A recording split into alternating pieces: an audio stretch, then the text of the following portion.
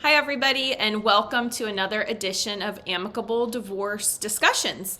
And I'm very pleased to have with us somebody that I know very well today, Neena Saxena. She is an associate attorney at my law firm, Patterson Butler in Forsyth County, Georgia.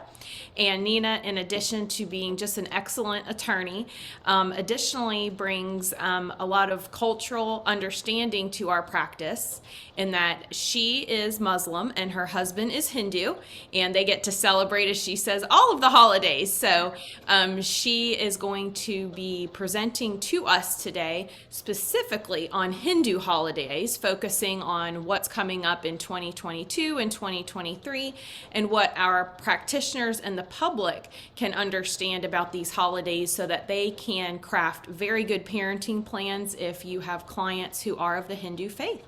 And so, Neena, I'm going to turn it over to you. Thanks, Tracy Ann. And yes, I am Muslim and my husband is Hindu. And, once we got married, I got to learn and experience all of the Hindu holidays and traditions. And it has been a lot of fun for our family and my two kids as well. So Hinduism is the world's oldest religion and, dating back customs back to, 4,000 years ago. There are four main branches within Hinduism, but within those branches, there are many different denominations and many different ways of practice. Hindus are a highly diverse population.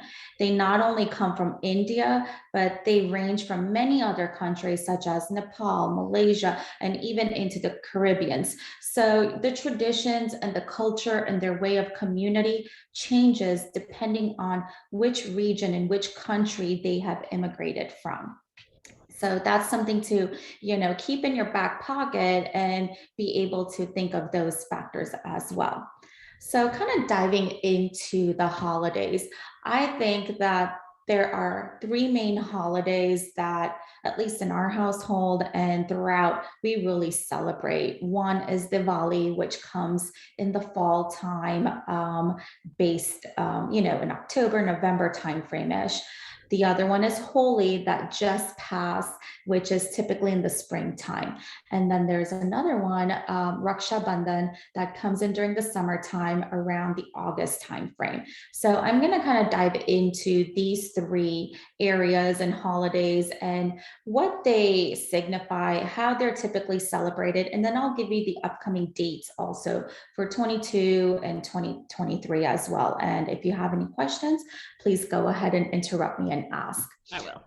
Okay, so Diwali is the Festival of Lights.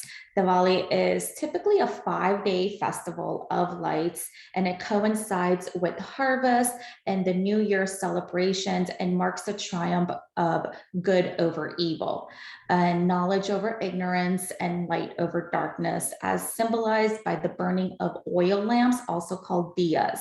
And many families will decorate their house with diyas, whether if they're actually oil lamps, the ones that we can get from any Target or dollar store, they'll decorate the house with that, and even twinkle lights throughout.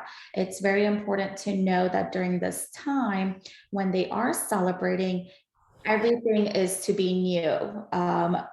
You purchase new clothes for the kids, you purchase new clothes for yourself and families around. Families will come to each other's house and greet them with Happy Diwali and bring a box of sweets, Indian sweets traditionally.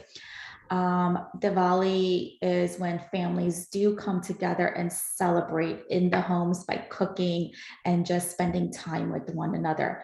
As mentioned, homes are decorated with lights, new clothes are worn, and on the fifth day, there is a big puja, which is called which means prayers.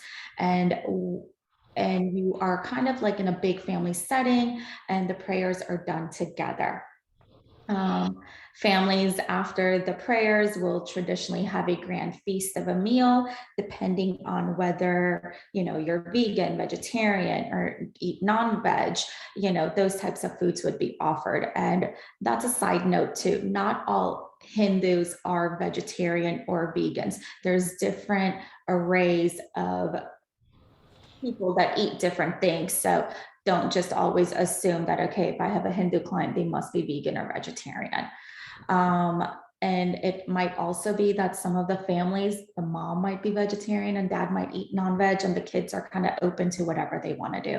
So that's something to keep also in mind.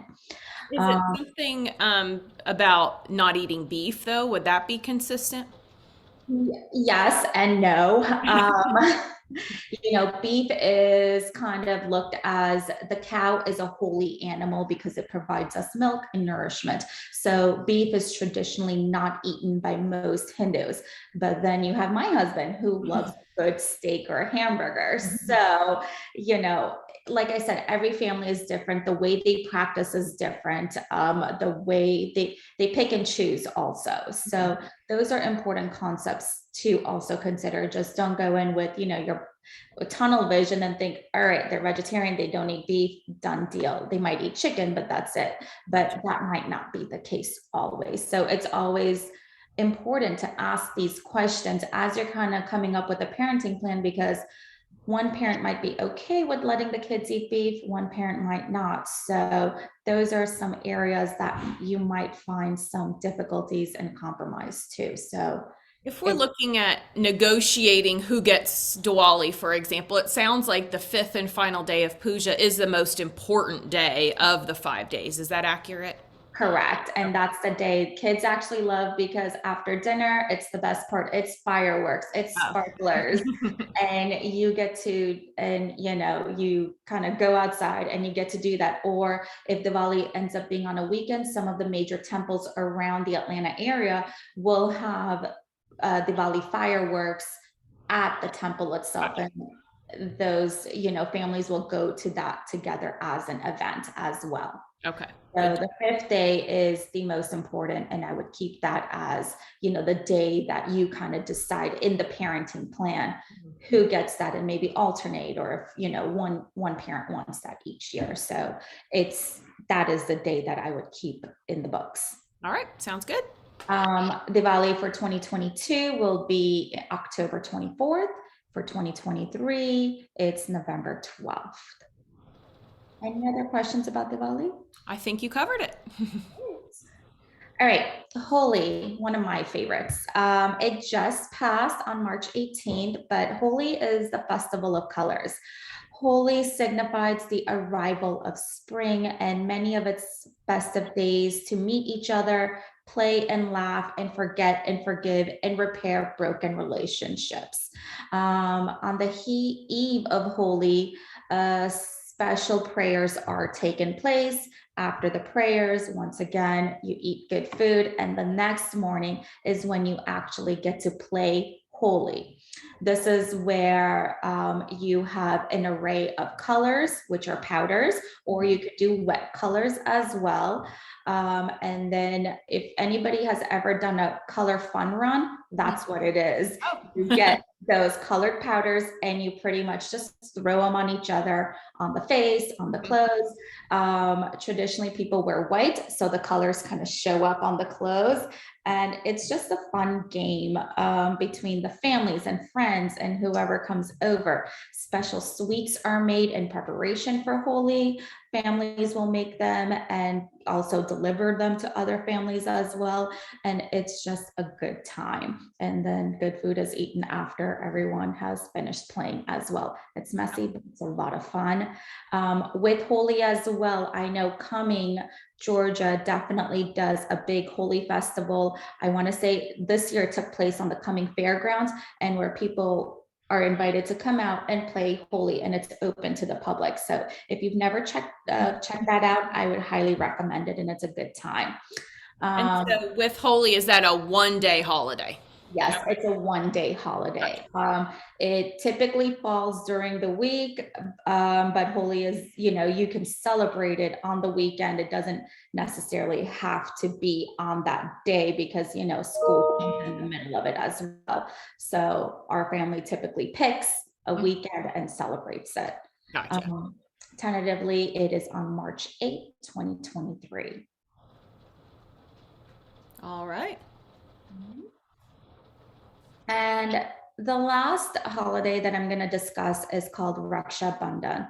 This is in Sanskrit, it means the bond of protection, obligation, or care. On this day, sisters who have brothers will tie what's called a rakhi. It is a beautiful bracelet by thread, and they tie it around their brothers in a way that the brothers are then, signifying and promising that they're going to protect their sister against evil influences and pray for their long life and happiness. And that's what the sisters are praying for, their long life and happiness. And in turn, the brothers are promising to protect them. And also, once the Rakhi is tied, most brothers will gift a something to their sisters as, signifying that, okay, in return, we're going to give this to you. They protect their sisters against any harm. Now, one thing is to know that family is very important in the Hindu culture. So it's not that it's only your blood brother that you will tie this Rakhi to. It can be your cousins that are your cousin brothers, and they could even be, your second cousins that you may tie them to, depending on how close they are. So it doesn't only necessarily happen to your actual blood brother. So it's cousins and family as well. Gotcha. So it's a family holiday. So if you have a family that has all girls, for example, they may still celebrate with extended family and participate in the holiday. Correct. Okay. So in 2022, it is tentatively on August 11th, and for 2023, it is on August 30th. So in order to understand the importance of the holidays to each individual family, we must understand that there is the importance, what's important and what drives each family, whether it be culture, tradition, and community. Culture is the way of life of one's homeland, including the food, the festivals, the language, religious practices, and art. Tradition is less fluid.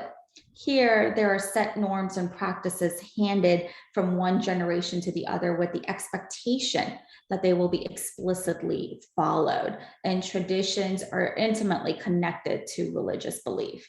And then community refers to living together as a society governed by the laws of the land. And it may consist of people freely practicing different cultures and traditions without insisting that others do the same. And I think that's what it's kind of, all of these kind of mixed together, whether it's the culture, the community, and the traditions within the religion as well. So most of these are fluid moving pieces besides the actual maybe practice itself. Gotcha. Thank you for that. That's a very good way to look at things and for us to understand. Yeah. So I want to thank everybody for tuning in today to watch this, and especially to Neena for giving us such a great overview and hitting the highlights on the Hindu holidays. And if you guys would like to reach out to Neena, if you have any additional questions, her information is posted along with this video. Thank you very much, Neena. Thank you.